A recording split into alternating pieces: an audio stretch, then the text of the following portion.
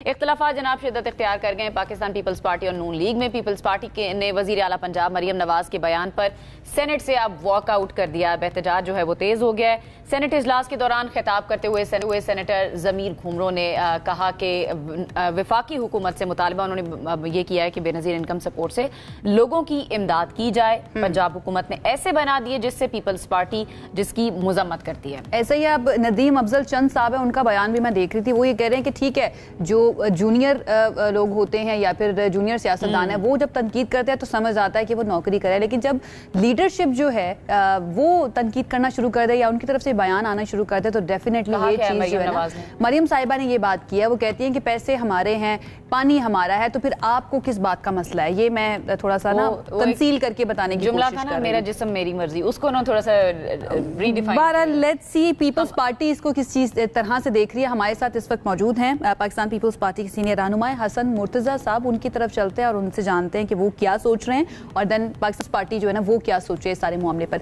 हसन मुर्तजा साहब, सर बहुत शुक्रिया हमें ज्वाइन करने के लिए। आई होप आप बिल्कुल ठीक ठाक होंगे। ये जो इख्तलाफात हैं पाकिस्तान पीपल्स पार्टी के, नून लीग के, दोनों इत्तेहादी जमातें, दोनों गवर्नमेंट में इस वक्त, ये इस नहज पर पहुंच चुके हैं कि वॉकआउट तक की नौबत आ गई है। कैसे देख रहे हैं आप इस सिचुएशन को, थोड़ा ज़रा बताइएगा देखने वालों के लिए।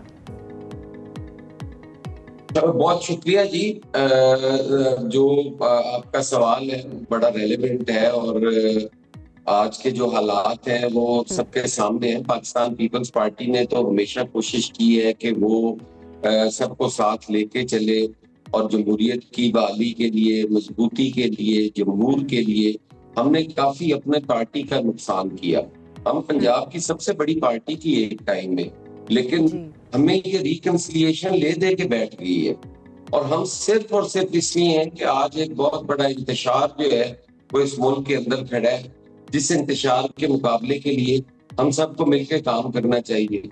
अब हमारे जो सो कॉल्ड इत्तेहादी हैं वो ये समझते हैं कि पाकिस्तान पीपल्स पार्टी की उनमें जम हो गई है। हम अपना नजरिया रखने वाली सियासी जमात है, हम अपनी बात करते हैं, हम जो समझते हैं कि ये ठीक है हम वो बात करते हैं।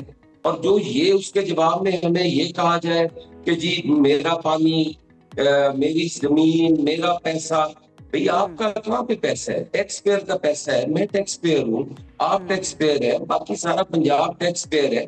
कौन होता है इन पैसों को इश्तिहारी मुहिम के अंदर इस्तेमाल करने वाला? कौन होता है कोई ये कहने वाला कि जी मैं उंगलियां तोड़ दूंगी? भाई हम जनरल ज़ियाउल हक से उंगलियां तोड़वाने लगे भी बर्दाश्त की हैं, आपसे तो 10 दिन की जेल बर्दाश्त नहीं होती। आप जिस तरफ बढ़ रहे हैं आपको सबक सीखना चाहिए। आप या जद्दा होते हैं या इंग्लैंड होते हैं। पाकिस्तान पीपल्स पार्टी ज़िया से लेके ज़िया के वारसों तक इस मुल्क में मौजूद है। हमारी कब्रें यहाँ पे, हमने रहना यहाँ पे, और हम देखेंगे उंगलियां तोड़ता कौन है। आप करो तो आपका हक है। हुकूमत के अगर इत्तेहादी जमातों में इस तरह की जुमलेबाजी होगी तो फिर मामला आगे कैसे बढ़ेंगे? ये मामला शुरू कहाँ से हुआ, इस नहज तक कहाँ से, किस तरह से पहुंचा और फिर आगे किस तरह से इसको सेटल करना है? क्योंकि दोनों तरफ से जुमलेबाजी होगी तो फिर मामला सेटल तो नहीं होगा। देखिए, हमने तो बहुत बर्दाश्त किया है जी। हम तो कभी जुमलेबाजी नहीं करते, हम कभी मीडिया मैसेजिंग नहीं करते। हम हमेशा कोशिश करते हैं कि चीजों को अफ़हम तफ़हीम के साथ बैठ के हल होना चाहिए। और जब हमारी बातचीत के जवाब में हमें उंगलियां तोड़ने की धमकी दी जाए, हमें कहा जाए कि हम घर तक छोड़ के आएंगे, कौन हमें घर तक छोड़ के आ सकता है? आप अपनी पुलिस आजमा सकते हो ना, करो पुलिस गर्दी। आपने पहले एक सियासी जमात को निशाना बनाया, खत्म कर लिया उसको। आप समझते हैं कि पीपल्स पार्टी की सोच को खत्म कर देंगे? हम आपके साथ बैठे हुए हैं जिस वजह से हमारी तबाही है। हम आपको छोड़ेंगे, हम पंजाब की सबसे पॉपुलर जमात होंगे। आज अगर आप बात करते हैं तो आप ये मत समझें कि पाकिस्तान पीपल्स पार्टी का कारकुन उससे खौफजदा होगा। पाकिस्तान पीपल्स पार्टी का कारकुन ज्यादा जज्बे के साथ बाहर आएगा। बिल्कुल ठीक है, आपका पॉइंट आ गया। बताएगा कि आपके हसन साहब जो बड़े फैसले लेने होते हैं वो तो डेफिनेटली जो सीनियर लीडरशिप है उसने लेने होते हैं। इस सारे मामले को पाकिस्तान पीपल्स पार्टी की सीनियर लीडरशिप बिलावल भुट्टो जरदारी साहब या आसिफ अली जरदारी साहब जो प्रेसिडेंट है वो किस तरह से देख रहे हैं, और इस सिलसिले में अभी तक जो सेंट्रल कमेटी है कोई हिकमत अमली बनाई गई है कि किस तरह से इस मामले को आगे लेकर चलना है? यकीनन इन चीजों का जो डिसीजन होगा वो सेंट्रल एग्जीक्यूटिव कमेटी ही करेगी। प्रेसिडेंट जरदारी ही करेंगे, चेयरमैन बिलावल भुट्टो जरदारी ही करेंगे। आप देखें उन लोगों का इस पार्टी पे, इस मुल्क पे बहुत कुछ खर्च हुआ है। आसिफ अली जरदारी की जो मिसेस थी, जो मोहतरमा बेनजीर भुट्टो थी, वो शहीद हुई है। बिलावल भुट्टो का नाना शहीद हुआ है, बिलावल भुट्टो के मामे शहीद हुए हैं, बिलावल भुट्टो की नानी कितना अर्सा वो डेथ बेड पे रही है। तो जिस पूरा खानदान जिन्होंने मरवा दिया है, अब कोई आदमी कहे जी कि हम बहुत बड़े लीडर हैं और हम ये हैं। आप 10 दिन जेल नहीं यार काट सके। आप रोते थे, कभी प्लेटलेट्स कम होते थे, कभी कुछ होता था, आप भागे फिरते थे। बिल्कुल आपको याद होना चाहिए कि पिछले 5 सालों के अंदर आपकी पंजाब असेंबली के अंदर आवाज नहीं आती थी।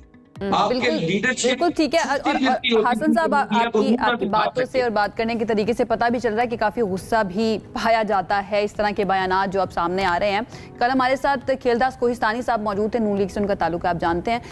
उनका ये कहना है कि पंजाब के मामलात हैं उसके अंदर हम बेनजीर इनकम सपोर्ट प्रोग्राम के जरिए क्यों पैसे दें, हम चेक्स के जरिए पैसे क्यों दें, हमारा मामला हम देख लेंगे इसको इस तरीके से। इसके ऊपर आपका जवाब मैं जानना चाहूंगी। मामला उनका नहीं है, यही तो बात है। मामला उनका नहीं है, वो शहनशाह नहीं है, वो शहनशाह नहीं है, वो सीएम है।